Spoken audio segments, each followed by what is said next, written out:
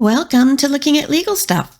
Today we have 6 hearings, including TPOs and parenting plans, with a couple where dad has petitioned the court for a TPO, and so has mom, because dad says mom's being neglectful and isn't making sure the child attends school properly.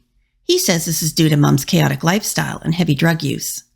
Mom says that's not true, and she doesn't know why dad is accusing her of these things after many years of peaceful co-parenting. Let's see what the hair follicle test shows. All right, best of luck.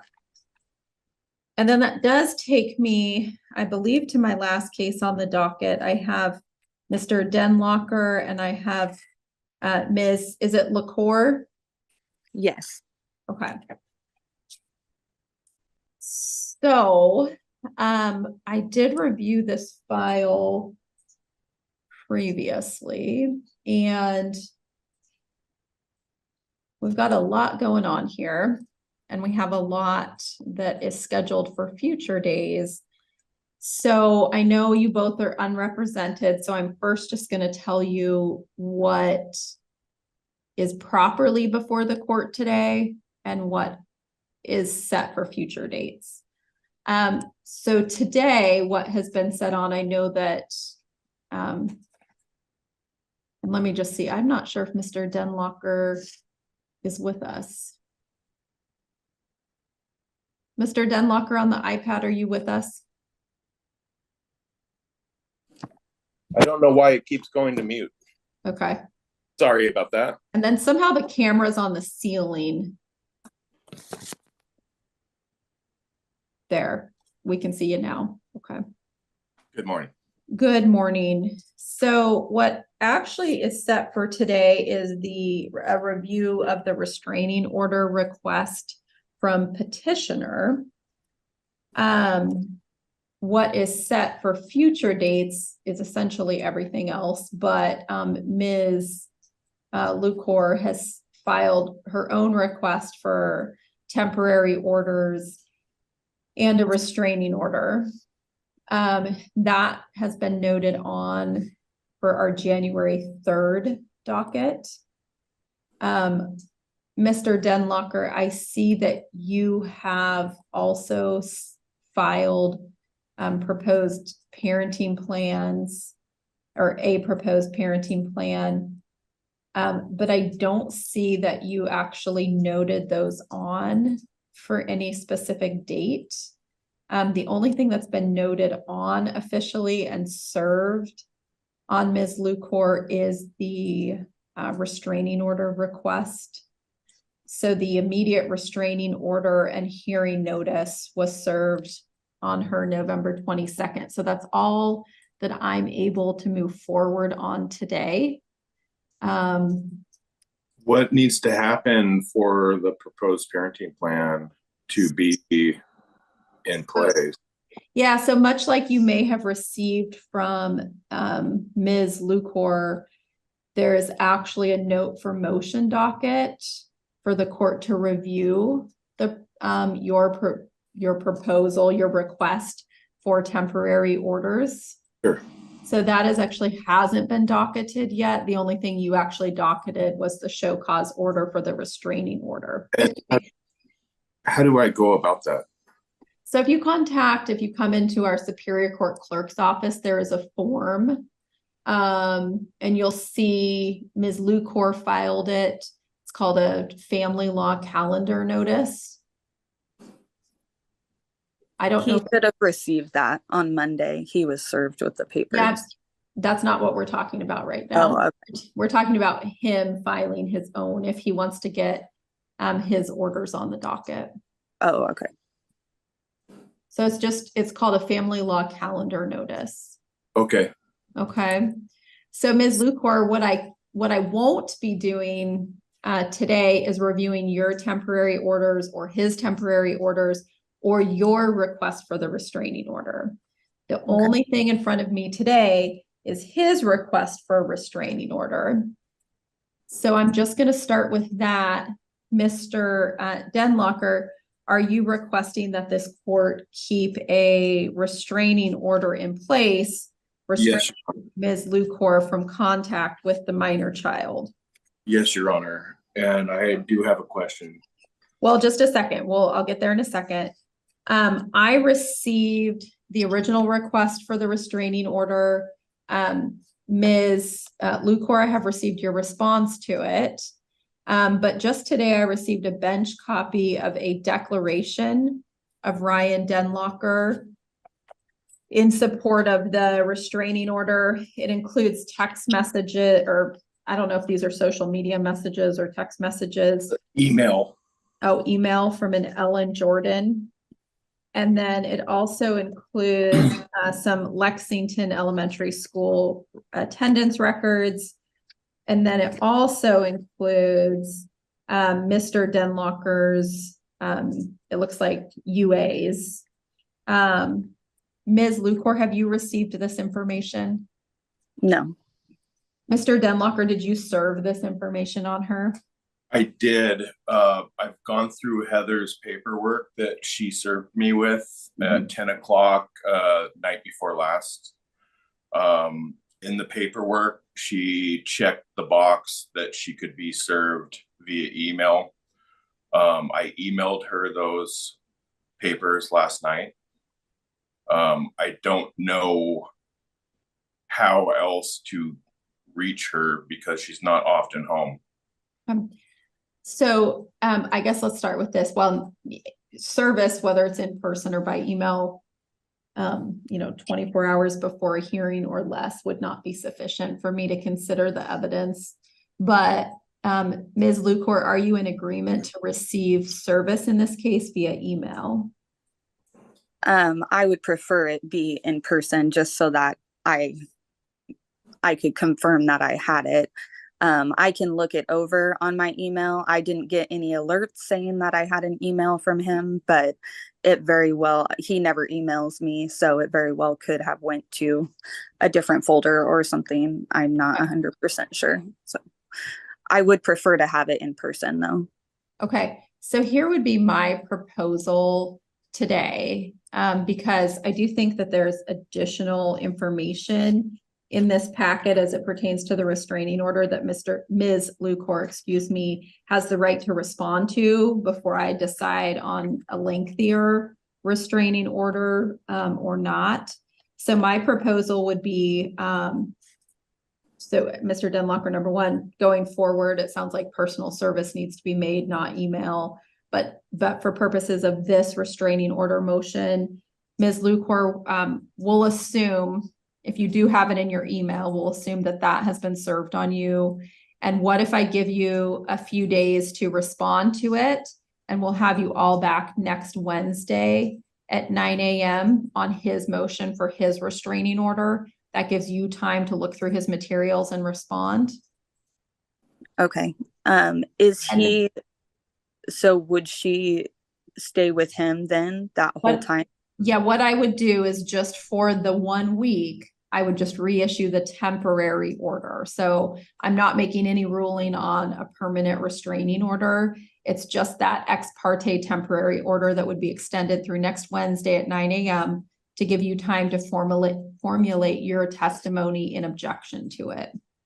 Okay. Is it being considered that as far as child support and everything, I'm listed as the custodial parent? I know that we don't have a parenting plan in this case already set, but we already have everything with child support already set up through the state. I received TANF and I was listed as the custodial parent, and he completely cut off contact between me and my daughter when I was in Tennessee when my grandma was dying. And that was the only reason I was in Tennessee for those 5 days. And that was when he decided for the first time her entire life to keep her from me. And that was when he filed, was I think November 20th originally. And I did see that in your responsive documents. And what I'll say, just two things. Number one, your request for temporary orders and your own restraining order is on docket for January 3rd. So that's when those questions would be addressed. Okay. All I'm doing today is setting over his restraining order request to next Wednesday. look through his materials and file any responses you want to it. It does include school attendance documents and some allegations of substance abuse on your end. Whatever you can provide to the court in response will be helpful when we're back here on Wednesday. Okay. Okay. Anything else from the parties right now? So in my restraining order, I thought that I had added comments that there was things to be fulfilled by the court for court order. Let's see. What do you mean by that? You need to be a little more specific. I asked if she could provide a hair follicle test and amongst other things, to have the restraining order in place for today. Let me look. You did request those. Let me see what the judge signed. The judge did not. The judge who reviewed this ex parte did not include those items in the temporary ex parte order. That is very common. We typically wouldn't require those things unless we're approving an order after a full hearing. I see. So those are your requests, and we will deal with that next week when I decide whether to reissue this to issue a restraining order that is no longer temporary in nature. But that will be based on the evidence that's presented to me before next Wednesday or at the time of testimony next Wednesday. So typically how I handle these is you both will file your written documentation. Mr. Denlocker, you've already done that. I'm giving Ms. Lucor time to file additional documents in response to your documents. Then we'll come back Wednesday.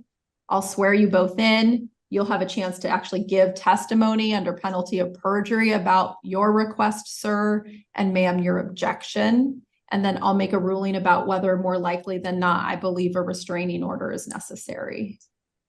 Thank you. Okay. May I ask a question? Sure. As far as the restraining order goes, am I allowed to contact her school as far as the attendance records? Let's see, what did they... Let me just look at the temporary order. Hold tight. It's just, you can't go on right now until we just go to a full hearing. Temporarily, you cannot go onto the grounds of the school or enter the school. You can't be within 1,000 feet of the school, but that is it. So there is no prohibition on you contacting the school by phone. Okay. Okay. You also, this is to Heather. Well, hold on. No. Everything in the hearings needs to be directed to me. Oh, I'm sorry. Your Honor, she will see in the paperwork that I sent her, all the school attendance and everything is all attached. Yeah. So, I did receive those documents. So the attendance records, ma'am, are in there. So you can look through those, but there's nothing that precludes you from calling to clarify. Sure. Okay. Well, thank you. And also, if I do set up a drug test or hair follicle test prior to next Wednesday, all of that is put into consideration when it comes to the restraining order. It just won't be looked at until Wednesday. Correct. Just make sure it's submitted to the court and served on Mr. Denlocker. Okay. Okay. Okay. Well, thank you both. We'll see you back Wednesday, just next Wednesday. What is that? December 20th? At 9 a.m. Okay. And it's the same docket. Same docket. The link will be family law self-represented 9 a.m. Okay. Thank you. All right. Thank you both. All right. I have 233-0049-408. I have Ryan Denlocker and Heather Lucor. Just gonna, Morning. good morning. I'm gonna Morning. open this file here. My understanding is both of you, tell me if I'm wrong, but I think both of you have filed for restraining orders. Yes, Your Honor. The restraining order that I filed is not a no contact restraining order. I think that's the main difference. It was more, just don't harass, and it was the two other parts of the restraining order minus the no contact, because I don't want my daughter to not have contact with her dad. Okay. Have co-parented for 6 years, no problem. Understood. And then ultimately on January 3rd, I believe you all have on the docket temporary family law orders you're asking the court to consider. Correct.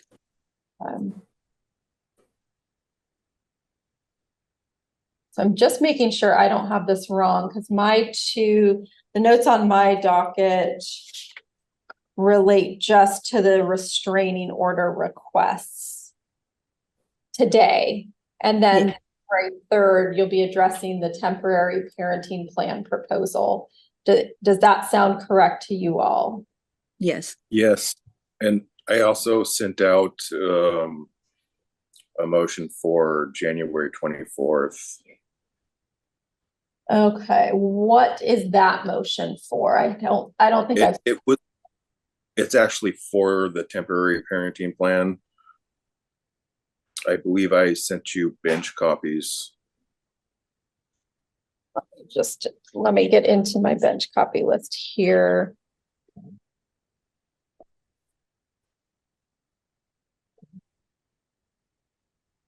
May I mention something too whenever you have a second? Yeah, just a second. Okay, we did I do see that January 4th, 2024 is your request for the temporary parenting plan. And then January 3rd is Ms. Lucor's proposed parenting plan. Ideally, we'd want to combine those. Let's just start with that. Give me a second. I've been standing this whole docket. I'm going to sit down for a second. Rather than bifurcating on the 3rd and the 24th, I'm sure the judicial officer would be appreciative that they would be deciding the temporary parenting plan at one hearing, taking into account both of your proposals. Would you guys have an agreed date that you would want to do that? And we could make a note that, both of those are done on January 3rd, but Ms. Lucor, I don't know if essentially you'd kind of be waiving that 21 days notice that's typically required. Or we could pick a new date for both of your parenting plans, or we could move them both to January 24th. I believe I haven't seen the paperwork yet. As far as his proposed, I would be okay with keeping it on the 3rd though, I believe, since I think that I have all of my paperwork in that I need to have in for that. Okay. And Mr. Denlocker, would you be in agreement to have your documents, because Ms. Lucor is agreeing, have both your temporary parenting plans looked at on January 3rd? She has not had time to review any of the temporary parenting plan. I have not served her with it yet. Okay. And so there would be no proof of delivery within 21 days. That's why I put it out to the 24th. Okay. Well, I was trying to help y'all here, but we'll keep it the way it is. Ms. Lucor, I don't know. I'm guessing when you come on the 3rd, the judicial officer may want to bump them both to the same week. So maybe the two of you can talk about whether you want to agree on a date that's maybe the week after the 3rd or something like that. I'll let you guys work that out, but right now it's Ms. Lucor's motion on the 3rd, yours on the 24th. but really you're both asking for the same ruling, that is a ruling on the temporary order. So I think the judge is going to want to hear it all together rather than bifurcating. But anyway, that's for another day. Let's talk about the restraining orders. Since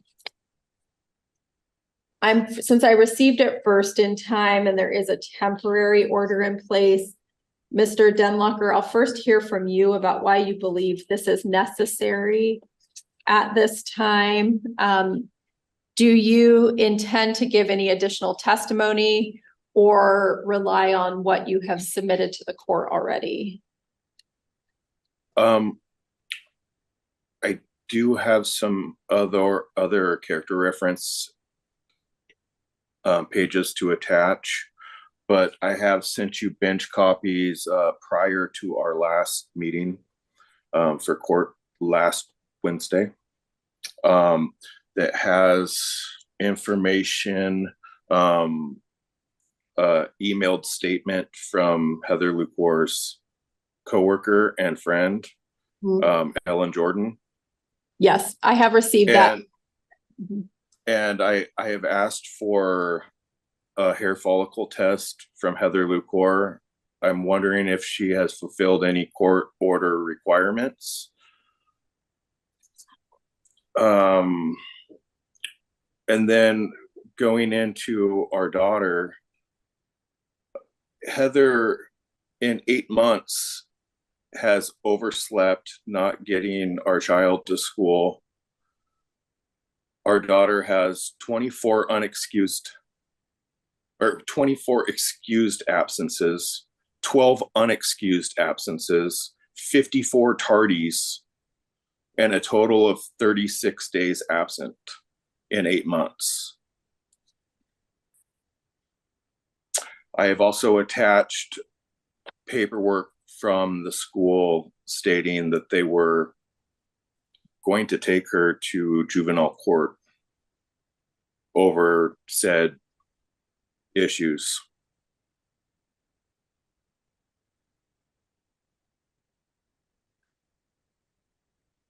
What my question is if Heather doesn't have a drug problem, why is there the neglect going on?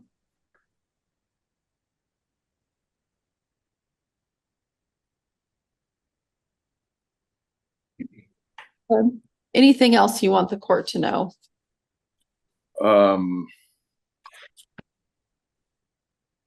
Well, I guess not as of right now. I mean, the other things could be addressed with the temporary parenting plan.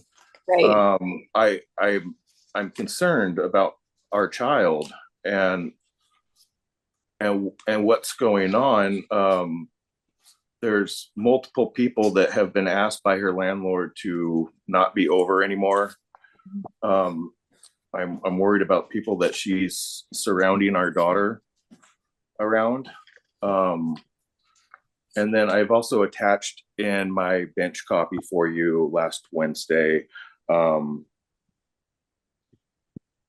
UAs that I have taken as of recently. Actually, the last one was the day before, the Tuesday before last Wednesday. I attached that as well. And those are all at random. I have to make a phone call every single day to find out if I go in or not. So I just want to prove that I'm capable of taking care of our daughter. If I'm not trusted, then why would she leave our daughter with me when she went to Tennessee? Okay. And Mr. Denlocker, I don't know, you probably haven't received it. I just got it this morning. It was filed this morning. It is from Ms. Lucor, and it's a 10 drug screen urine analysis result. And it is completely negative. Okay. And I would not assume that you would have that information because it was handed to me just now. So I just wanted to let you know. That's great. Yeah, Ms. Lucor, go ahead and first, as it pertains to the request for a restraining order, we've done a temporary one, but this is your time for a hearing on the, I guess, more substantial restraining order, one that would last longer. I assume you're objecting to that. Yes. And why are you objecting to it? Well, to start off, Emmeline has lived with me and had the same address as me her entire life. Brian and I have been broken up for around 6 years now. We have co-parented this entire time with no problems, no accusations of drug use or substance abuse, minus more so on his account from having multiple DUIs.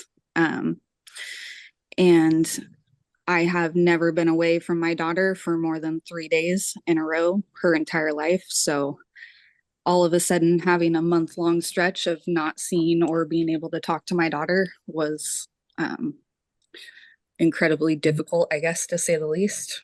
The attendance records, yes, I definitely admit last year I was struggling with a lot of mental health issues, as well as multiple people between my family and my boyfriend had passed away, as well as I had moved twice within 1 year.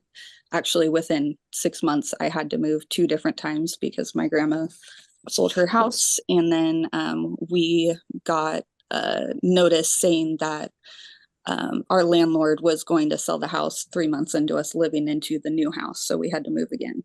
That is not an excuse, but if you look at her records as of this year, she has had in 74 days, she has had 5.33 days excused absences.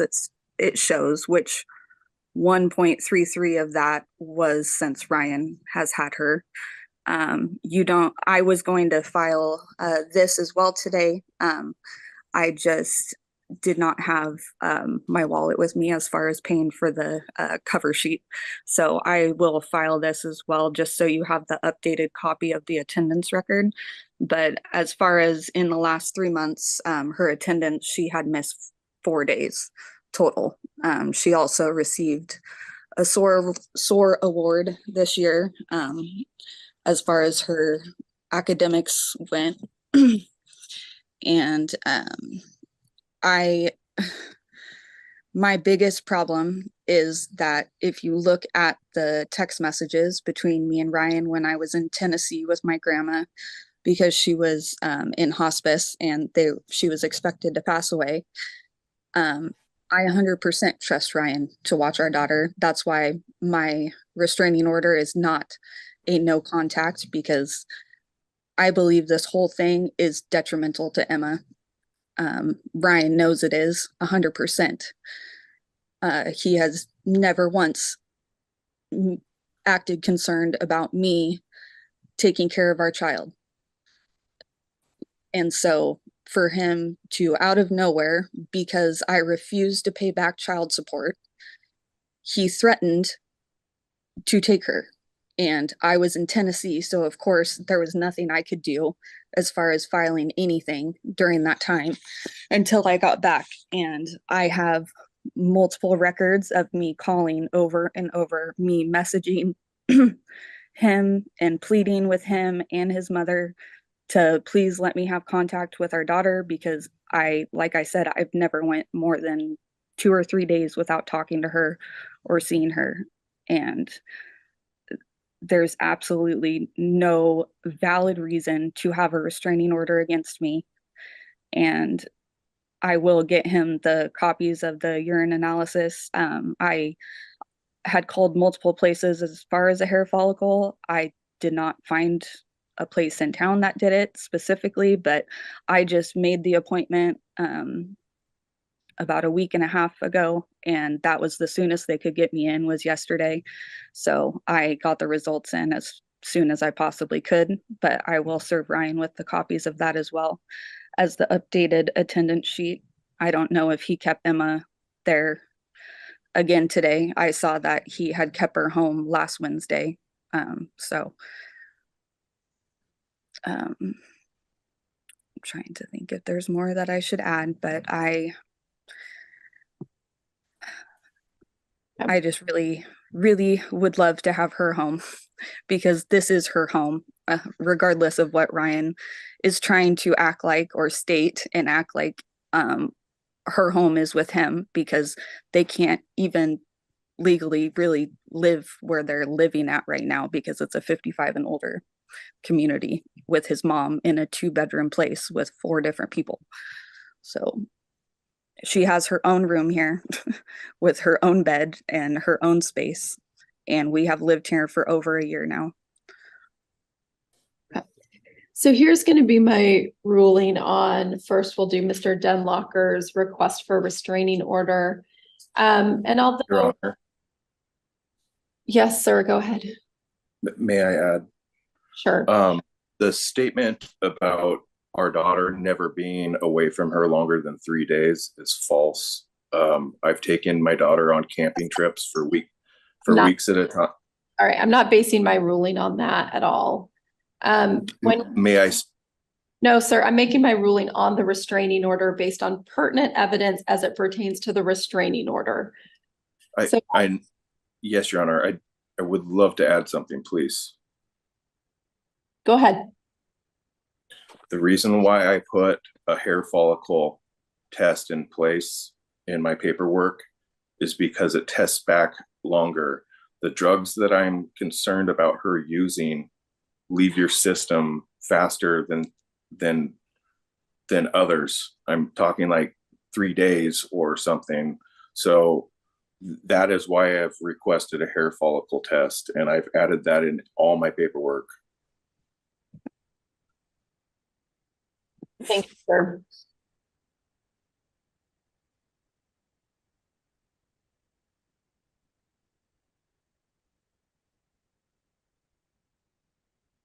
All right. So when a person is requesting a restraining order, I must find that there's some real, more likely than not, meaning 51% chance or more, that there is a danger to the child should I not put the restraining order in place. If you're filing a full civil protection order, I have to find that there's been some act of threat of harm or some other type of unlawful harassment that has occurred.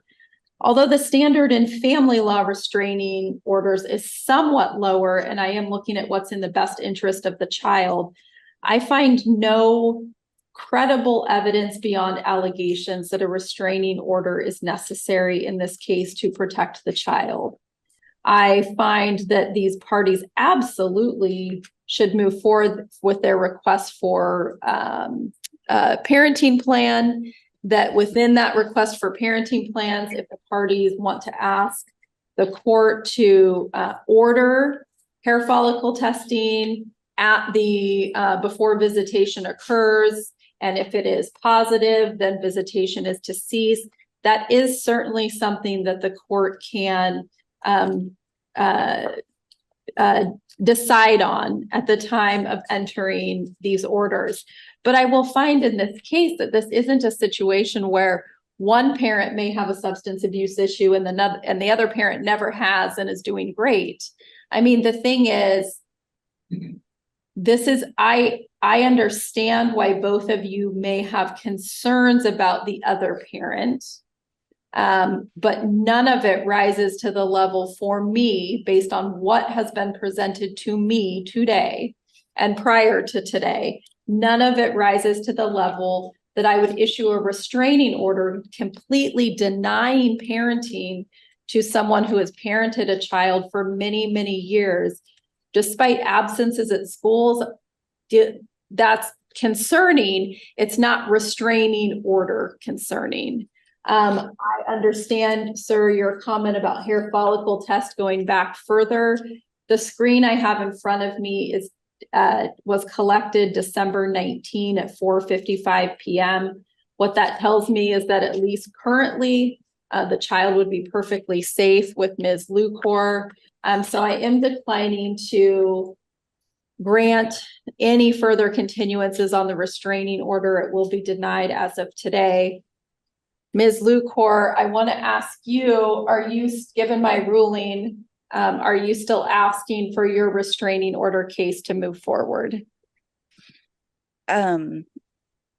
Yes, I am mainly just worried as far as, because with it not being a no contact, I still want her to have contact with him. I worry mainly because of him continuing to discuss all of the issues he has with me, with our 8-year-old daughter.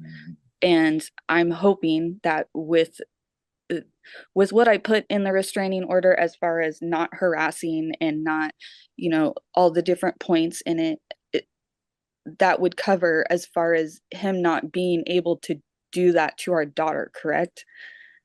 That was basically my understanding of the restraining order. You still have to prove that a restraining order is warranted. And I haven't heard that from any of your all's testimony today from you or from him. So I'm not inclined at this point, based on what's given to me to grant any party a restraining order. If you have additional evidence about why you believe he has harassed you or the child, I'm happy to hear it. And then I'll give him a chance to respond. But if it's just based on the evidence you all have already testified to, I am inclined to deny. Okay.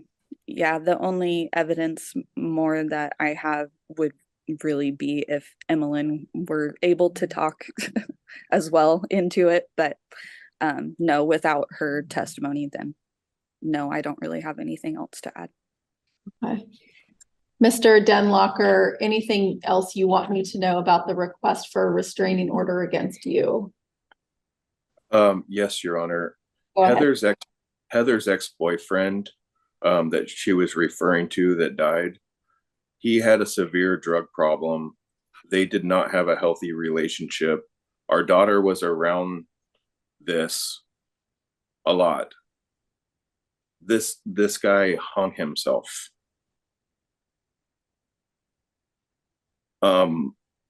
It is not a healthy situation over there. My daughter wants, or our daughter, excuse me, wants to live with me.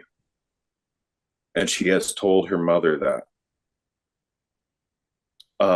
As far as my living situation here, I actually just got the keys to a new place yesterday, and it is a 3-bedroom house with a garage, a big yard. Emma would have her own room. The reason why we are over at my mother's, which is a 3-bedroom house, was just temporary because of this whole situation. Okay. My mother is terminal, and I take care of her. So again, there's nothing I've heard since we talked about Mr. Denlocker's restraining order that would change my mind.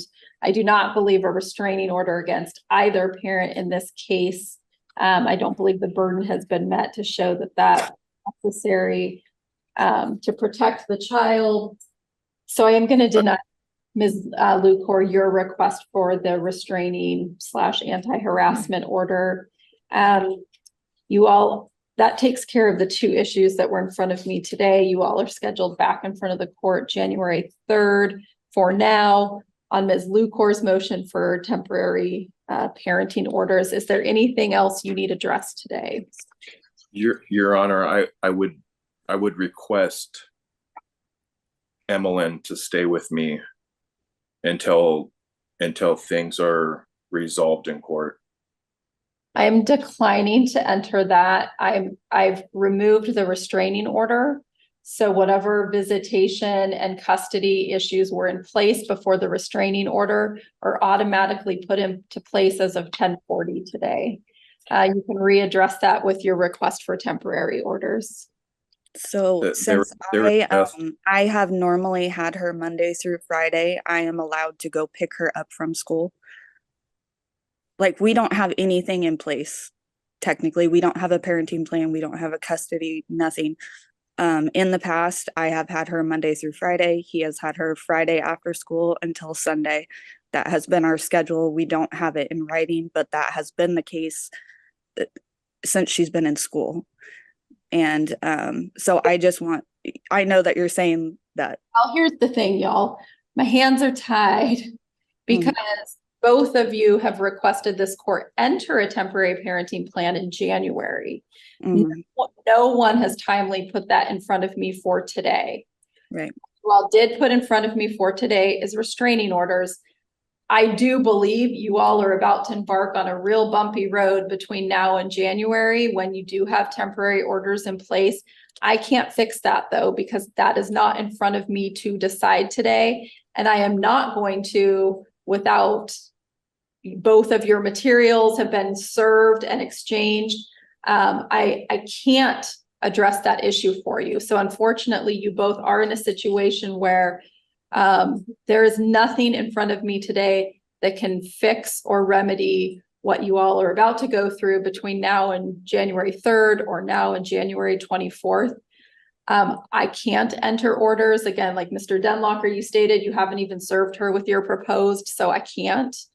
No, I have with the proposed. I encourage you both to work together to get through the next month.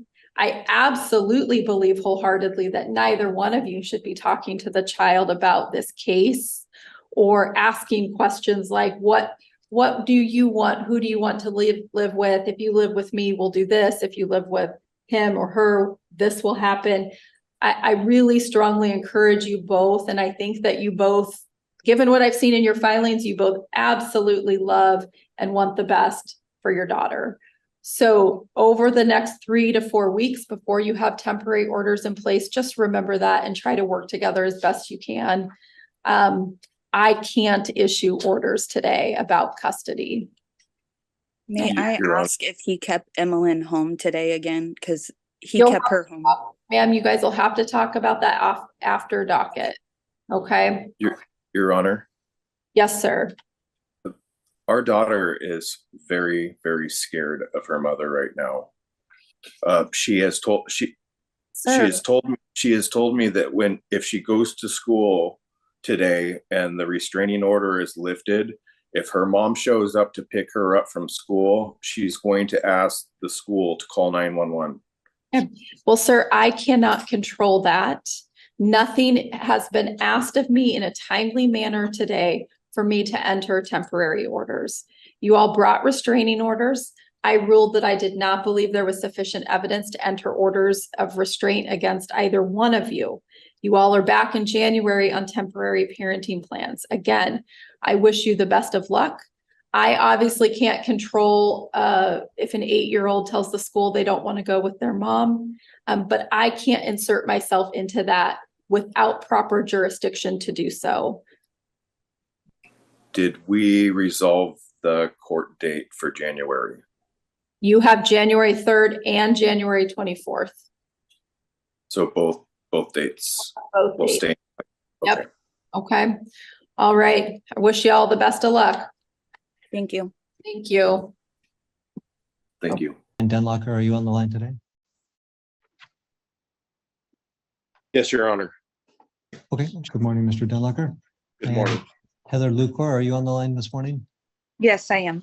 Okay. Welcome to you. And Ms. Looney is present, and we are here. Let me get my notes for a moment. Okay, this is related to a motion for temporary orders. It looks like the restraining order has already been addressed, if I'm not mistaken. And there's at issue our parenting plan. And this was a little confusing procedurally, and I think I've got it clear in my mind. But there's one proposed parenting plan that's scheduled for today. There's another date noted for the 24th, which relates to another proposed parenting plan. My sense is that we're going to be addressing them both today. Is that your understanding? I'll touch base with Mr. Denlocker then Ms. Lucor. Your Honor, I'm asking for a continuance. I've been sick since before Christmas. It started with a sinus infection and then I got COVID. I'm still very sick right now. Heather has been not being able to be reached for all the papers that I've served her with. I've emailed them to her. Friends of mine have gone to her house. I've had paperwork in since the very beginning to Heather Lucor, and she has not received any of it. I'm just, it's all been documented with the court, filed, and she has not read or gone over any of it. I've asked with my restraining order for a hair follicle test. She provided the court after being told by the judge our very first court date that she would give her another week, and she provided a UA instead, which you only have to be clean for 3 days. So let me touch base with you, Mr. Denlocker. You're making a request to continue this hearing due to illness. Tell me how and then you kind of mixed it with service issues on Ms. Lucor. So is it that you're too ill to proceed today, or is it that the illness interfered with your ability to prepare for today's hearing? I'm not well, and nor has she received any of my paperwork that I served her with, attempted to serve her with days after she was served with the first paperwork, with the ex parte restraining order and proposed parenting plan. Okay, so let me touch base with Ms. Lucor. Ms. Lucor, are you raising any concerns related to you being served documents, or are you indicating that you have been served documents from Mr. Denlocker? I have not been served documents other I missed than that first part. Could you repeat that? yes. I have not received any documents from him. I also have been home quite often, as well as I have a roommate that has been here the last 5 days, pretty much all the time. I actually have messaged Ryan ever since the restraining order has been dropped. I have messaged him multiple times. I actually just messaged him again, I think it was 2 days ago, telling him I have not received any paperwork at all since the first paperwork he filed. I do have that in text message proof. I told him I also have not received any emails. I have not had anybody try to serve me papers. I asked him if we could somehow set up a time to make sure that I am home, or make sure that he has the right email address, because my email address is printed on the paperwork. So I don't know how he could possibly be getting it wrong, but I have not received anything from him. Ever since the restraining order was dropped, he refuses still to let me have any contact with our daughter, sorry. Well, I don't want to go too far afield in this. We're talking about the request for continuance, and I asked about the service of documents, so I appreciate your input. Okay. Sorry. No, that's okay. Ms. Looney, do you have any input regarding the continuance and service of documents and the like? There's no objection on the state's part for a continuance, Your Honor. Mr. Denlocker, what time frame are you looking at as far as continuing? I already put in a request for the 24th. If we could just continue with that, that would be wonderful. If Heather can tell me a time that she can actually be served with the papers that you guys have already stamped and is been filed. It's been in for quite some time. Okay. All right, I'll grant the motion to continue the matter. Obviously, the service of documents is important. The parties can work that out amongst themselves. And we will be here on the 24th at 9 a.m. to address the issues that have been raised by the parties. Thank you, Your Honor. I really appreciate it. May I ask a question? You may. Is there any way I can have contact with her? So in granting the continuance, I'm not hearing the merits on the issues related to parenting time or residential time. The parties can come to an agreement, then that can happen, obviously. And obviously, I don't think there's any restraining orders that prevent Ms. Lucor from having contact with the child. Obviously, if a child is being withheld, that's obviously frowned upon. But if there's other reasons for that, that's something we can address on the 24th of January. So granted the continuance, I'm not getting into the merits as far as visitation. So we'll see everybody on the 24th. That'll conclude that matter. Thank you. Thank you. Thank you. You have a great day. And then Ms. Looney, you indicated your last matter is the Denlocker and Lucor matter. Yes, Your Honor. Okay, let me just pull that up just one moment.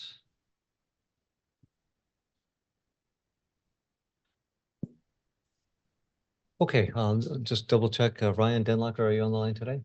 Yes, Your Honor. Okay, good morning to you. And Heather Good morning. Lucor, are you on the line? Heather Lucor, if you're here, make sure you're unmuted and state your name, please. All right, not seeing or hearing from Ms. Lucor. Mr. Denlocker, have you heard any communication from Ms. Lucor about her absence or potential absence today? No, she told me last night, she sent me a long text message stating that, that it was messed up in the paperwork that I served, and wished me a good luck in sarcasm for today. Okay, all right, thank you. Let me just, you had submitted, one moment. I have a couple of documents. I'm just going to double check that, make sure I have those documents before me.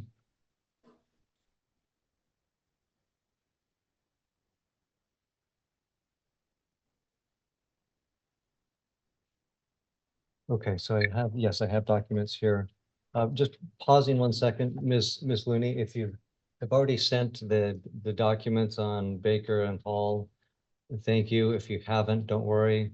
I found them at the bottom of the file. Thank you. I'll let my assistant know that we don't need to resend them. Okay. All right. Sign off on those. All right. Thank you for your patience. I appreciate that. All right. So, Mr. Denlocker, I have proposed orders that have been submitted by yourself and also Ms. Lucor. And I just have those here. So I have from you a proposed order of a parenting plan and a temporary family law order. And it looks like I have 2 parenting plans from you, which is okay. I'm assuming they're the same. They might be. I sent in a proposed and a parenting plan, temporary order as well. Okay. Yeah, I'm just looking at them. Looks like they are identical. I mean, the spacing, the handwriting, everything is identical. So yeah. Okay. So as far as the motion initially was, I'll first hear from Ms. Looney, get your input, and then I'll hear from Mr. Denlocker, please. Your Honor, we would just be asking if the custody is changed to Mr. Denlocker, that we would have a bench order that would end his child support obligation today, and we would cite a new hearing on to address child support in the future. Okay. All right. Thanks. All right. And Mr. Denlocker, regarding your motion or your request related to the parenting plan, I'll hear from you. Thank you. So I've been suspecting for quite some time and really couldn't do anything about drug issues with my daughter's mom. I wasn't in a position to have our child under my roof. I didn't have a room for her. I know she needs her own room. I have since completed that, and she does have her own room. She lives in a loving home. She's been under her mom's roof during the week for school. Her mom lives like 2 miles away from the school. It's a 2-minute drive or a 15-minute walk. I have put those papers in attached as well. And that's entry. Correct. Okay. When I first submitted the paperwork, I had requested the school attendance records, and it shows that Heather overslept 32 times in 8 months. Emma has 24 days excused from school in 8 months, 12 unexcused absences, and 54 tardies, with a total of 36 days absent. That little days of absence. Yes, 36 of them absent in 8 months. Okay. That I don't know what's going on there besides what I was stating, that I believe that her mom is using drugs, and hard drugs on top of that leave your system within 3 days. I was requesting a hair follicle test. She has pretty much refused. She did supply a urine test, which I don't think is sufficient. Currently, our daughter she has not wanted to live with her mom for quite some time. She had talked to her mom about it and was pretty much begged to give her a second chance.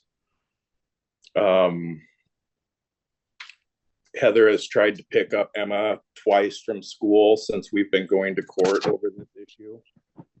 One time I kept her out of school thinking that Heather would do that because I had court that day, and she most certainly did go to the school. Emma was not there. I called her out of school because Emma was scared to be at school and possibly be taken out of school because of her mom.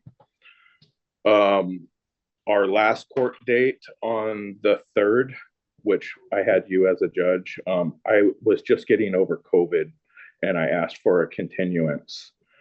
Heather directly went to her school to withdraw her.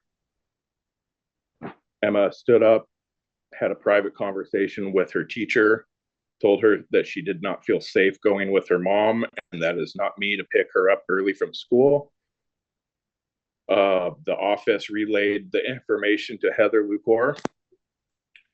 Later on, the principal, Miss Micheletto, pulled our daughter aside and had another conversation, making sure that she is okay. And Emma told Miss Micheletto the same thing, that she did not feel safe going with her mom, and addressed some of the issues that is going on. I have spoke with Miss Micheletto. She's the vice principal at Lexington Elementary. I asked if she would possibly be willing to provide any information for the court for me, and she said that they don't typically do that, but she would be more than willing to give you any information needed if you guys wanted information from them. I've attached 2 letters from Lexington Elementary that Heather and I received at the end of towards the end of the school year last year, stating that they were going to take Heather to court if there was any more further unexcused absences. If she's not using, I don't understand what the problem is. I pick up Emma from the school bus in front of Heather's Lucor's house on Friday. And Emma stays with me till Sunday night. I always offer to take Emma home at a reasonable time because it's a school night on Sunday. And Heather chooses to offer to pick her up from me at a set time that we talk about. But every Sunday, she continues to be later and later and later and later. Sometimes she doesn't pick her up till 10:30 at night on a school night. And often they don't even go home right away. She still has to go grocery shopping or something, which I don't understand, given that she's had all weekend to herself. Um, Can I ask Emma, a clarifying question? Sure. In your temporary family law order, you're asking for a restraining order. And I know that you have some restraints within the proposed parenting plan, but did you have a separate restraining order? I didn't see one proposed from you. No, I didn't put in a second one because I initially asked for a ex parte restraining order while Heather was still in Tennessee because she had been threatening to take Emma out of the state against my will. Okay. I was leaving the restraining order part up to you. Heather's been threatening me. Her family's been threatening me, making phone calls and text messages to my mother, who is terminal, showing up at her house. So our last court date that I had with you on the 3rd, when I asked for a continuance, Heather had gone straight to the school and tried to withdraw Emma, like I had stated. And Emma did not want to go with her. She immediately called the Longview Police Department asking for a wellness check. Officer McDonald called me. I have submitted all the CAD paperwork for that as well. Officer McDonald had called me. I talked to him. He had already spoke with Lexington Elementary School. And I just told him my side of things. And he said he didn't feel a need to come out and do a wellness check. I told him he was more than welcome, or anybody in the police department is more than welcome to come and check on Emmeline at any time. I'm not aggressive or upset about anything. I just want what's best for our daughter. And I want Heather to get the help that she needs to be a parent. I'm not trying to keep Emma away from her mother. Her mother needs help. And I'm very worried for her. She's surrounding herself with people that don't breathe life into her. And Emma is around constant yelling and screaming. Heather's got a boyfriend that isn't even allowed to see his own child. He is not allowed at their house. Heather rents from her friend. Mr. Dunlop, would you mind if I just interrupt? Sure. I appreciate you sharing that information, and it's information that was mostly shared within your pleading. So I've seen that, and I just see that Ms. Lucor has just joined our call right now. So I'm letting her in. Okay. Okay, Heather Lucor, can you hear me? Yes. All right, Ms. Lucor, I called your case probably 10 minutes ago, and maybe a little bit less than that. And Mr. Denlocker is on the line. And I had asked him if he had any communication with you about your absence here this morning. He indicated that he had some type of communication with you last night. And then I didn't see you here today, so I proceeded to hear from Mr. Denlocker and also Ms. Looney, who's a representative of the state related to child support and the like. Ms. Looney had indicated that she, if there were a change in the parenting plan, then she would be asking for some child support. And then I've been listening to Mr. Denlocker explain his position. So I'm just curious. So at this point, I guess we kind of start fresh with the hearing. So I have proposed orders from both Mr. Denlocker and Ms. Lucor related to parenting plan, restraining orders, and temporary family law orders. So I'm going to hear from Mr. Denlocker if you want to start again, and then we'll hear from Ms. Lucor. I'm just asking the court to protect Emmeline.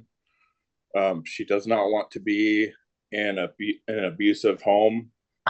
Heather is constantly yelling and screaming with her boyfriend, Adam Davis.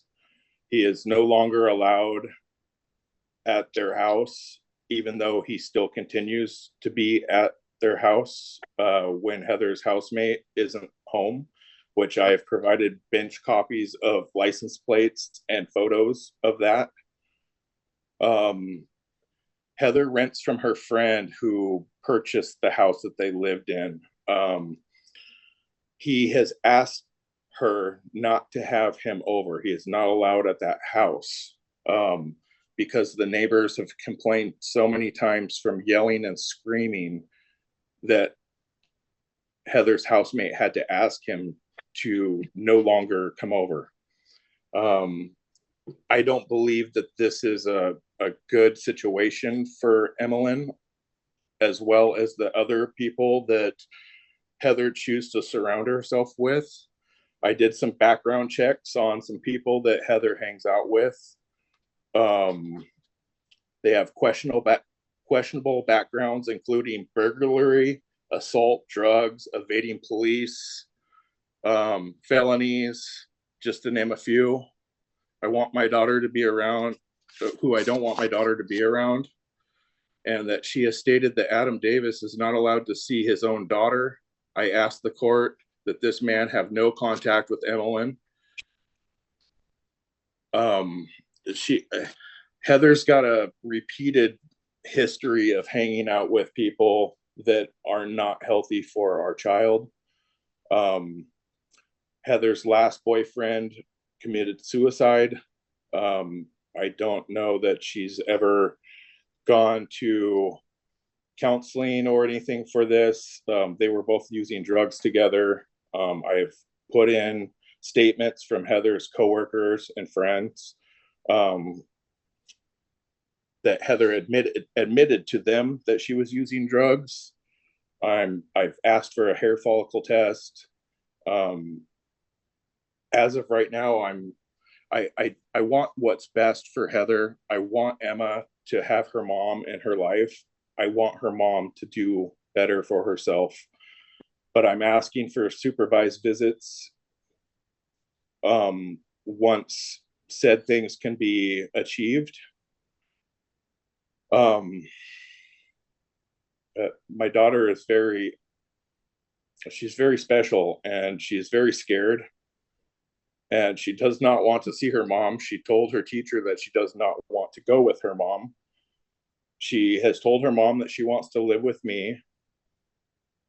And that is what I'm asking for right now, is to get Heather back on track. And, I care about her mom. And I want Heather to do better for herself and be a better parent. The school attendance, the letters from the school, the constant going over to the school trying to withdraw Emma from school after said court dates. It's just the harassment from her family and blasting me on Facebook all the time with attached. I've attached everything with people stating he needs an ass whooping and blah blah blah, slandering my name. It's just completely unnecessary. I have not sent her one single message this whole time since I put in the ex parte restraining order, and she continues to send me message after message and phone calls. I understand that she wanted to see her daughter during Christmas and her birthday. I get it. I totally do. But Emma is scared, and I just want what's best for Heather. All right, Mr. Dunn.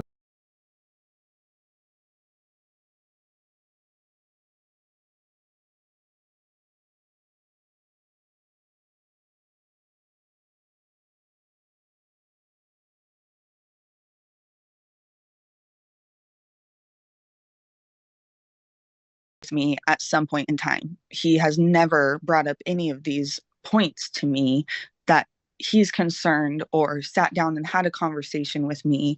We have been co-parenting together for 7 years now. We've been broken up since Emma was 2 or 3, and we had, I thought, a fairly good co-parenting relationship, which is why we never had a parenting plan put in place.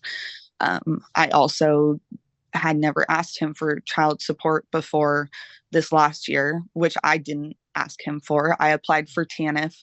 The state went after him for child support. He has been upset about it ever since. He has told me that he wanted me to return payments to him, that he feels he shouldn't have to pay child support. Even though I have Emma 5 days a week, he still feels as though I should. He feels almost as if he has her 50-50, even though he, on a normal basis, has always had her Friday until Sunday. And then I picked her up Sunday and I had her until Friday when she went to school. And that has been our schedule for years now. And I have attached proof from text messages between me and Ryan Denlocker from when I was in Tennessee. And those messages show that I was asking him if he was okay with Emmeline flying out to Tennessee to meet me while my grandma was in hospice, because it was very important to my grandma to see Emma. We had lived with her all the way up until a year and a half ago, and they were very close. Emmeline also expressed to me that it was very important to her to see my grandma, and she was very, like, overly excited about it once me and her were talking about the possibility, because she was out of school the following week after I had went out to Tennessee. I was only planning to be in Tennessee for the 5 days that I ended up being there. But while I was there was when it was discussed about Emmeline flying out there as an unaccompanied minor. My grandma was willing to pay for the ticket and pay for any expenses that needed. I was discussing the possibility with Ryan. It was never, ever a question that we would return. It was never me leaving Emmeline with him, as in, like, she's moving in with him. It was never a case like that.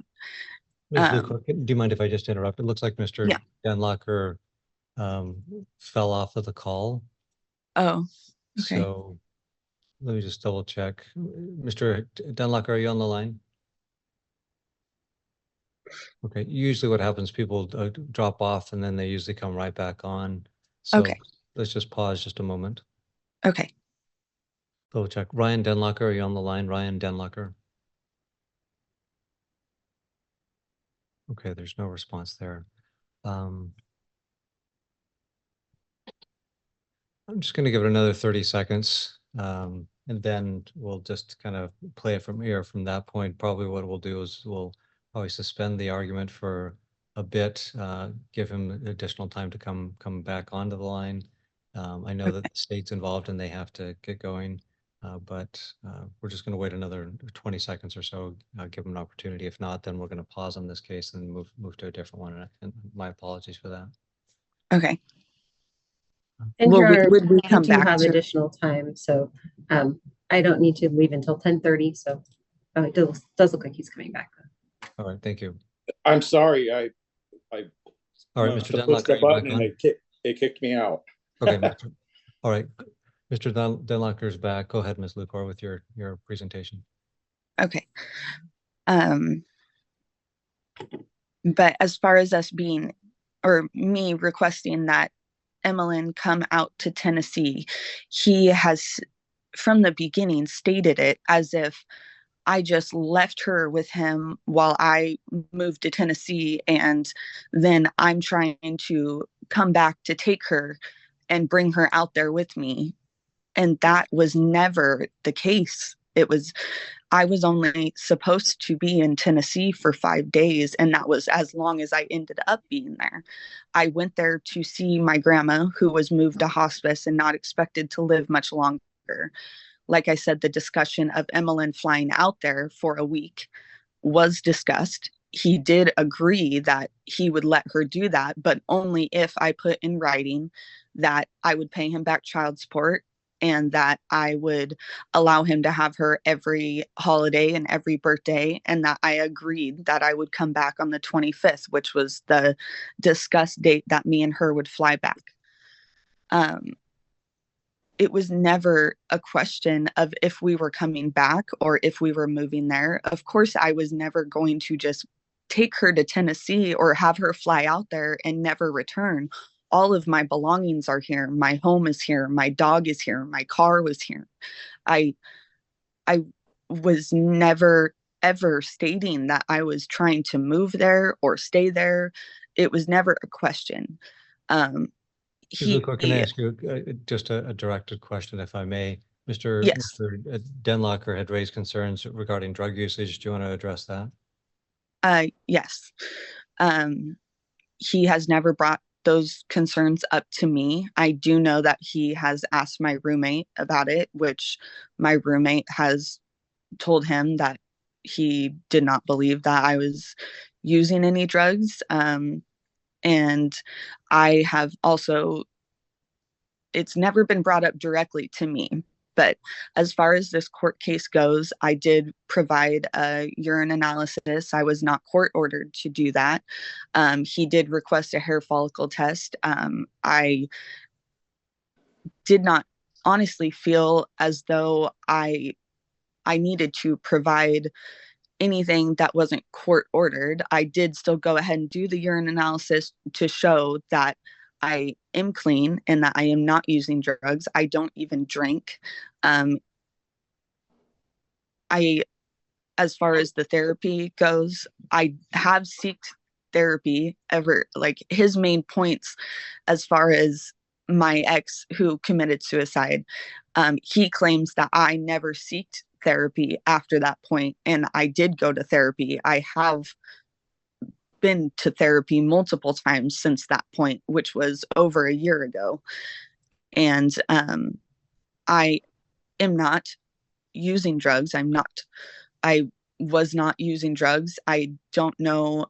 I feel like this has just been an ongoing accusation of Ryan's. He has no proof of anything he is alleging.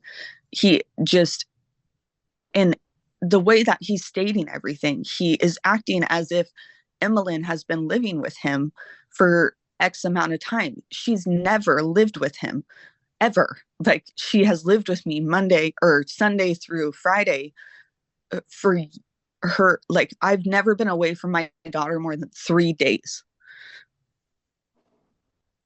Okay, well, I appreciate the input, and I did read everything that was submitted by the parties, and so we have a big docket today, so I'm going to necessarily have to stop the sharing of the verbal feedback, but I did read everything that was in the file. So just one moment. So with regard to the situation as it stands now, there's a lot of conflicting information. One thing that I'm going to ask both parties to do, I want you both to take a hair follicle test no later than Friday of this week at 5 p.m. So you both will need to pay for and submit to a hair follicle test. And we'll be back here on the 21st of February at 9 o'clock in the morning to review those results. So once you get the results back, you'll need to file those under seal with the court and provide copies to the other party. I'm also appointing our family investigator, Ms. Schaefer. She's going to do an investigation where she'll do a quick investigation to check for safety in the particular homes, because like I said, there's allegations flying both ways of domestic violence and drug usage and the like. And so we'll return on the 21st of February for her report, and she will be in touch with you. In the meantime, I'm prohibiting either party from introducing or continuing to expose the child to any romantic interests.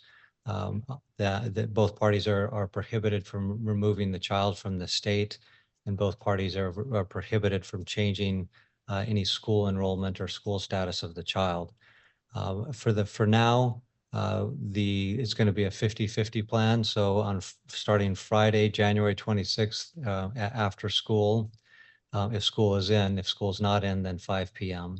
Then that will start Mr. Denlocker's week on from Friday at after school or 5 p.m., depending on school status, until the next Friday at 5 p.m. or after school. And then at which time it would be Ms. Lucor's time with the child. So that would be, her time would start on the February 2nd, then it'll continue to alternate in that fashion. We'll be back here on the 21st of February to hear from Ms. Schaefer related to her investigation, and then we'll take additional steps forward to address the concerns that the parties have raised. So any questions from the parties? Yes. Could you state the dates again? And, Emmeline doesn't want to go with her mom. So I've made my ruling so that you ask for a request for your date of Friday. Your parenting time starts on Friday, the 26th, and then Ms. Lucor's parenting time will start on Friday, the 2nd, either after school if school is in session on that day, or 5 p.m. if it is not. And then you'll continue to alternate weeks in that fashion. So I will draft a bench order to that effect. I'll file it, and the parties can look for it in Odyssey. And we'll be back here on the 21st to review those results from the family investigator. So what happens until Friday? Is she supposed to be with me, or how, or does... Wherever she's currently residing, that's where she'll stay until that Friday. So I'm sorry, Friday, January 26th, because she has been with him whomever's because home she left to go to school today. That's where the child will stay until Friday. And if the child's been with dad, then she'll stay with dad until Friday. If she's been with you, then she'll stay with you until Friday. Okay. So then he would have her until next Friday, because his would start this Friday until the following Friday, and then next. Correct. And then on February 2nd, Friday, would start your time after school if school is in session, or at 5 p.m. if school is not in session. Looks like Ms. Lucor is frozen. So I'll draft an order and submit that to the parties. We'll submit it to the court for filing. Mr. Denlocker, any final questions? I do. I'm on probation, and I do take random drug tests. I have to call a hotline every single day. It screens for everything. So you're asking about the hair follicle test? Yeah, So you're ordered to do that, to take okay. it? Yeah. Okay. All right. So that'll conclude the hearing. We'll see everybody. All right. Let me double check with. I see Miss Looney's assistant is on the line. Is Miss Looney on the line? I know that she looks like she's involved in 2 cases, but I don't think that directly involves child support. That's correct. She's out of the office, but I'm just observing in case something comes up that will affect child support. Perfect. That's kind of you. Thank you. I appreciate that input. Your Honor. Yes. I am also asking for a continuance. My name is Ryan Denlocker. Okay. I'm asking for a continuance due to the fact that Heather Lucor has not provided a court-ordered hair follicle test yet to show the severity of her drug use. Okay, this is cause number 23349408. This is Ryan Denlocker and Heather Lucor. I see Ms. Lucor, your camera's on. Can you hear me okay? Yes, I can. Okay. And the family court investigator, Schaefer, are you on the line? Yes, I am. Okay, great. All right, so there was a request to continue the matter based on an indication from Mr. Denlocker that there has not been a hair follicle test submitted by Ms. Lucor. Is that your motion, Mr. Denlocker? Yes, Your Honor. Okay. And Ms. Lucor, any updates as far as that hair follicle test? I had gotten it done last Wednesday. I went in yesterday and the day before trying to see if they have gotten the results in yet. They said it was still pending. I have in the meantime, which I did update Jennifer, that I did go into detox at Columbia Wellness. I did file those papers. That has my discharge paperwork, my treatment plan, my crisis plan, as well as my papers from Kelso Comprehensive Treatment Center, which is where I do the methadone at. I get dosed daily, Monday through Saturday there with methadone. We get take homes on Sunday. So I do understand that I haven't submitted that yet. I would if I had it. I got it done I got it done a week ago, and they said that I should have the results by Friday at the latest Monday. So I don't know why they haven't got it done yet. The only reason I didn't get it done right away was because I didn't know if I needed the 5-panel or I think it was a 12 or 17 panel. And it was a $200 difference between the two. And right when we were ordered to get it done, I did not have $350 to do the larger one. So Ms. Schaefer said that she was going to try to contact you to find out which one we were supposed to get, which she had stated to me that she did not hear back. So I went ahead and did the 5-panel. And like I said, I am just waiting for those results to get in. I did know that it was going to show meth and fentanyl, honestly. So I did go through with doing detox at Columbia Wellness. I was there from midnight on the 15th until about 1 o'clock in the afternoon on the 18th.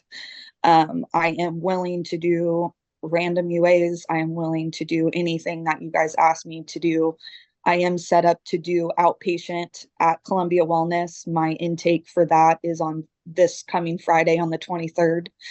And then following that, I will be doing 3 days a week, 3 hours a day. And then I already had my psych eval with Columbia Wellness.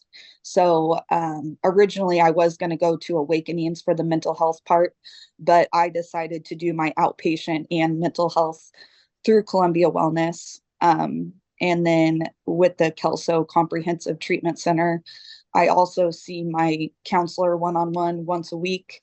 I go to group once a week, and then I'm supposed to do one NA meeting once a week as well. So, and then I'm also getting signed up to go back to college as well. So that is my plan as of right now. The only reason I disagree on the continuance is the fact that I do know that it is going to show drugs in my system. And I went through with doing the detox and taking the steps I needed to get sober and make sure that I can, from here on out, I will be clean and there's no question about it. So I think that is it. Okay. Thank you. And again, I just want to touch base with Mr. Denlocker before I hear from Ms. Schaefer. Mr. Denlocker, your request to continue is based on what? To show the court the severity of drug use. I've requested a hair follicle test every court date we've had. Our last court date, you gave Heather time to take a hair follicle test, and you also asked me to take a hair follicle test. I've submitted that. You decided to do 50-50 visitation for 1 week on, 1 week off. Heather's first week of having our daughter since November 10th, the first full week that she's had her, according to the last judgment, she did not even pick her up from school on Thursday the 8th, the 1 week that she's had her. I got a phone call from the school, and so did my sister, asking to pick up our daughter, or my daughter. It was 4:04. Emmeline gets out of school at 3:25, and I had to call Heather. Sounded like I woke her up. and this is a problem. May I comment on that? Yeah, one moment, please, Ms. Lucar. I want to hear from Okay. Ms. Schaefer. Ms. Schaefer, there's a request to continue the matter. I'm leaning towards not, and I just wanted to get your feelings.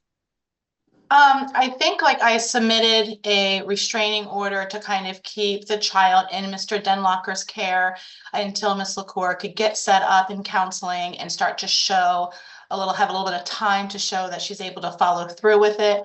I don't see that a continuance would change anything for that. She has admitted that she is using, that she needs to get help. She's taking the steps to get help. So I'm not sure that continuing would change anything at this point.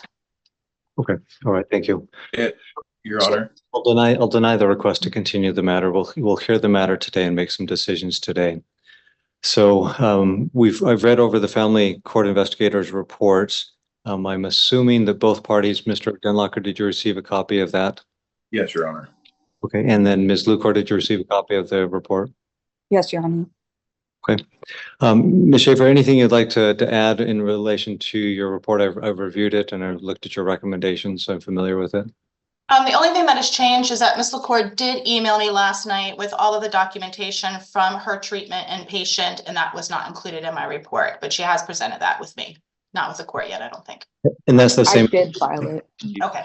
That's the same information that she reviewed today related to the detox and being discharged there and then having an intake appointment and then intensive outpatient planned. Correct. Yes. Okay. All right. Thank you. All right. Well, I'll hear just from Mr. Denlocker and then from Ms. Lucar related to the recommendations. Your Honor, the week that Heather had her between the 2nd and the 8th, she admitted to Jennifer Schaefer that she was in fact using drugs with Emmeline in the house. I'm asking the court, Ms. Schaefer's report was somewhat faulty from the information that I had told her and in all the paperwork that I've submitted to the court. I am asking the court for sole custody of my daughter until, basically just so Heather can prove to me and the court her sobriety. I petitioned the court in November with my concerns of Heather's neglect, drug use, emotional abuse, and failure to protect a minor. After being served Ms. Schaefer's report, I am extremely concerned with Heather's admission to Ms. Schaefer that she was using fentanyl while my daughter was in the house and failed to pick up our daughter from school on Thursday, the 1 week that she had her. Heather states that using fentanyl does not affect her being a parent, and that's pretty concerning to me. Heather lied and manipulated the court, placing my daughter into her care, and the court placed our daughter into her care, knowing that she was using drugs and continued to use drugs anyway, placing my daughter in harm's way. Heather admitted to using drugs while my daughter was in her care and admitted to driving with my daughter while she was in her care on drugs. I asked that Emma not to be allowed in her care, basically for the time being. Do you have any thoughts as supervised limited visitation? Supervised possibly, but I think that the schedule of treatment and counseling needs to go a little further, in my opinion. I want Heather to have the success that she needs, and this is affecting our child greatly. I asked Heather to provide a biweekly instead of a once a month, and before any visitation. I do want our daughter to be able to see her mom, but I want Heather to be successful in her treatment. This is not a new addiction. This has been going on prior to 2021 and has continued to get worse. I mean, she's admitted to using meth, heroin, and fentanyl. And I'm, you know, Jennifer submitted new copies of a recent attendance record from 8/31 to 6/14, while Emma was still in Heather's care and partly in, yeah, pretty much in Heather's care. And it shows tardinesses and absences on it. I provided prior 8 months of school, most of it being last year, and the results were ridiculous. I have it submitted. I don't have that paperwork in front of me, but it's something like 54 tardies, and I mean, just a ton of absences. I think 12 unexcused. Lots of overslept times. Since Emma has been in my care, besides the couple of days I have withdrawn Emma from school for court reasons, because Heather showed up at the school immediately after court when the ex parte restraining order was lifted and tried to withdraw our daughter early from school. Our daughter was petrified to go with her. She wants to live with me and is scared to tell her mom that, because she's in fear that her mom won't love her anymore. But I truly believe that, you know, it's in Heather's best interest to get a little further with her program and sobriety before any kind of unsupervised visits. Okay. Thank you, Mr. Denlocker. Thank you. Ms. Lucor and then Ms. Schaefer. As far as the Thursday that she was in my care, I had a really, really horrible migraine. I normally would have picked Emma up. I contacted the school and asked them to put her on the bus home. They transferred me to the bus garage to talk to them about, because she hasn't taken the bus very much this year, since she had went back into care with her dad, and then it was her first week back with me. So for the most part, I was taking her, so I didn't remember which bus she was on. So they transferred me to the bus garage. I found out what bus number. I called back the school. I gave them the bus number. They did not give her the note to get on the bus to take the bus home, is what happened. And as soon as Ryan I don't know why they didn't contact me. They said they didn't have an updated phone number for me. I since then have updated my phone number with them. I don't know why they didn't have an updated phone number for me, because I gave it to them. But so as soon as Ryan contacted me saying that Emmeline was still at the school and hadn't taken the bus, I got up, I went there, I picked her up right away. It was not a lack of being a parent. It was not me forgetting about her. It was not anything like that. I went through the steps of making sure that she got on the bus to come home. So that part, I definitely disagree. It was not me just not showing up. Can I ask a question? So Yes. back in January 25th, the court ordered a 50-50 split time, and it's indicated that you're using illegal, I'll call them death-defying, death-causing drug, fentanyl, while you had your child with you. Is that accurate? The only time that I would use is in the evening when she would go to bed. I would smoke a little bit, solely because I was going through withdrawals so severely. I had tried to detox on my own multiple times, which Okay. but That's enough. Yeah. So, you know, that's it. Detoxing, I've heard, is absolutely an incredibly difficult, physically exhausting, horrible experience. And when a parent is continuing to use those types of drugs, which you don't know the mix of, you may go to sleep that night and not wake up and your child finds you.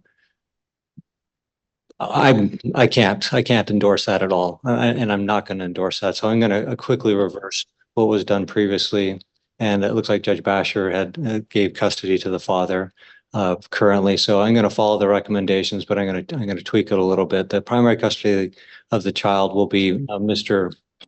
Denlocker. Ms. Lucor has taken the hair follicle test. She'll need to submit those results to the guardian ad litem and also to Mr. Denlocker and file them with the court. It looks like the evaluation has been completed. We'll anticipate that Ms. Lucor will follow through and have great fidelity in her treatment. As far as this visitation for the mother, all visitation by the mother of the child will be supervised. Either it'll be a person as recommended by Ms. Schaefer, by somebody that's approved by the father. If not, then she can pay for the supervisor, and that'll happen from on Saturdays noon to 4 p.m. That'll be supervised at all times, not to leave the county. The supervisor has the right to terminate the supervision if Ms. Lucor appears to be under the influence, and that's impacting her parenting. There'll be, before moving up to any change, there'll be a 45 days of clean time as required and manifested by UAs. Ms. Lucor will need to have at a bare minimum 2 UAs per week, and she'll have to submit those results on a regular and continuing basis to Ms. Schaefer and to Mr. Denlocker and to the court. A bare minimum of 2 per week. So once she's had 45 days of clean time, then the time can be expanded on a Saturday from 9 a.m. to 8 p.m. Once she's had 100 days of clean time, then actually 120. Fentanyl is a tough one. 120 days of clean time as manifested by UAs, then there can be an overnight starting a Friday after school to Saturday at 8 p.m. And then once there's 6 months of verified clean time through the at least 2 times per week UAs, then it can have a overnight alternating weekend schedule of Friday after school until Monday at school. And that'll be on an alternating 1st, 3rd, and 5th type arrangement.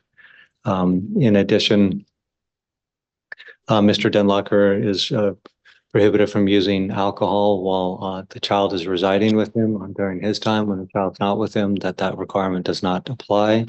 Both parties are restrained from introducing to the child any romantic interest for a period of 9 months from the beginning of the relationship. So that'll be the court order. Any questions or clarifications? No, thank you, Your Honor. Okay. So will it get reevaluated, like once there is rotating weekends, like is there going to be a possibility for there to be 50-50 after that point, after the 6 months? So recovery is obviously, it's a journey, and there's many steps each day in that journey. And the hope is that Ms. Lucor, you'll be very successful in your treatment and in your recovery efforts. What the court is looking for is stability of parents. When parents are stable, children tend to be much more stable. So when a parent has exhibited stability and good parenting for an extended period of time, there's always that option for any type of motion to potentially modify a parenting plan. But the key part of this all is continued sobriety and the recovery. That is the absolute key. Yes, sir. Your Honor, I do have one more thing. Go ahead. I'm asking if I could claim MLN on my tax return for the first time. You'll need to file a motion. We don't do those on the fly. You'll just need to file a motion, then note it up for a docket. Okay, thank you.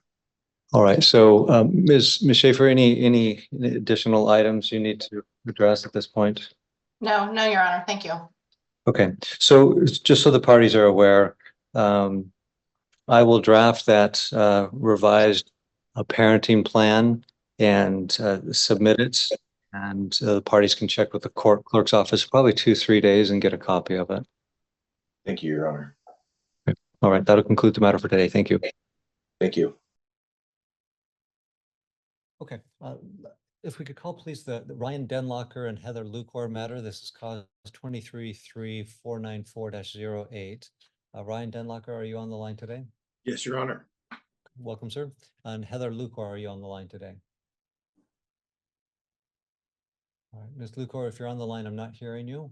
Please make sure you're unmuted and state your name. All right, not hearing a response from Ms. Lucor. Ms. Looney is here representing the state. And looks like as far as this is the state's motion for a temporary child support order, it looks like there was a docket notice sent to Mr. Denlocker at 2 different addresses on Willow Point and on also 48th Avenue. Mr. Denlocker, did you receive copies of the state's proposed orders and their motion? Yes, Your Honor, I responded. Great. And you indicated some concern that Ms. Lucor, for lack of a better term, was trying to buy you off. I read that in your response. Yes. Okay. And again, let me just make sure, Heather Lucor, are you on the line today, Heather Lucor? Okay, not hearing a response. I'm just going to type her name in the participant panel. And I don't see her there, so that confirms that she's not present. Okay, so I'll hear from Ms. Looney. Ms. Looney? Thank you, Your Honor. We are proposing that we put in place a temporary order as the child is now living with Mr. Denlocker. That way, we would have an order in place that would require Ms. Lucor to pay $388 per month in child support. We have imputed her income at the minimum wage, 32 hours per week, as a recent TANF recipient. Since we have presented our proposed orders, we did receive information that Mr. Denlocker is now on TANF with the child. So we are asking that the section be filled in, that there is no deviation. We did leave that full deviation section in case the parties had come to an agreement. But now that there is TANF again for the child, we cannot recommend a lower payment for Ms. Denlocker, or I'm sorry, Ms. Lucor. That would be section 9 on page 3 of the order. We'd just be requesting that it be marked no and that there was no deviation requested. Okay, so no deviation. Neither parent asked for a deviation from the standard calculation. That's the right one, correct? Yes, and on section 10, we would just ask that the amount be filled in for $388 as the amount of support. Okay. And one additional change we are asking for is in section 11, just below that table. We did originally have April 1st, but the child began TANF on March 1st, so we're requesting that support begin March 1st. Okay. All right, thank you. Mr. Denlocker, any questions about the proposed child support order requiring Ms. Lucor to pay $388 per month in support starting? I don't really understand the whole circumstance. I went to DSHS office and they recommended me to apply for TANF to get the ball rolling. I told them that I did not really care to sign up for TANF, but I did actually need some more support financially. Heather bribed me $5,000, and that if that wasn't sufficient to go against your court ruling, that to pick a number. I have back owed child support. I've had my daughter since November 10th. And I don't know how long Heather was on TANF, but she basically applied for TANF because she did not want to work. She's always worked. And she recently received some inheritance from her grandmother passing, and tried to bribe me to go against your court orders. I feel like if she's able to bribe me, that, you know, at this point, I feel like I've been supporting her drug addiction and not our child for the past time that she's been on TANF. I'm kind of at a loss at what she's been doing and forced me to take these court actions. Okay. All right, thank you. Let me ask you, Mr. Denlocker, the state served you with a copy of a proposed child support order and also corresponding worksheets. Yes. Do you have any objection to those? Well, the first one, it says the basic child support obligation is $1,073. The most recent one shows a basic child support obligation of $939. I don't really know how to address these things. I'm not a lawyer, but I do have that pulled up. Heather, since our last court date at the end of last month, So, Mr. Denlacker, maybe just more to the point, just a question. So the Sure. state has made a motion for child support that Ms. Lucor pay that amount starting March 1st. Are you in disagreement with that or in agreement with that? I'm in agreement with that. I feel like the number is a little low. I don't prefer to be on TANF at all. Sure. That's not something I really wanted to do. I was pretty much talked into it at the DSHS office. I was so by the So I guess that there's no objection, at least from my standpoint.